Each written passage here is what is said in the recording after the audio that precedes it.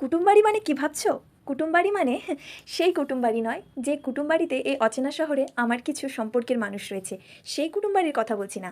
এটা হলো রেস্টুরেন্ট কুটুমবাড়ি, যেখানে নিজের সম্পর্কের মানুষের মতনই তারা আহ্বান জানায় এবং সেখানে কুটুমরা যে সমস্ত খাবার দিয়ে আপ্যায়ন করে সেই সমস্ত খাবার দাবারই কিন্তু পাওয়া যায়।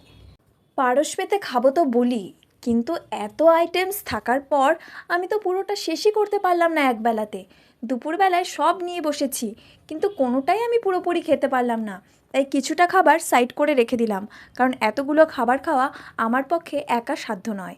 আজকের মেনুতে ছিল স্যালাড, ভাত, আম, ফুলকপি, মটরশুঁটি, টমেটো দিয়ে একটি ডাল এবং ছিল পাঁপড় ভাজা, আলু ভাজা। আর আমাকে দুটো জিনিস দিতে ওনারা ভুলে গেছিলেন। আমি আবার তার জন্য ফোনও করেছিলাম যে আমাকে লুচি দেয়নি এবং বেগুনি দেয়নি, যেটা আমার সবথেকে বেশি প্রিয়। So sad. আর তার পাশাপাশি ছিল ইলিশ মাছের মাথা দিয়ে কচু শাক, শুক্তো, এঁচোড় চিংড়ি এবং আমি আলাদাভাবে নিয়েছিলাম মাটন কষা। এছাড়াও ওনাদের আজকে স্পেশাল ছিল চাটনি, যেটা কিনা ওনারা চালতা এবং টমেটো দিয়ে করেছে, এবং পায়েস, মিষ্টি এবং শেষে পান।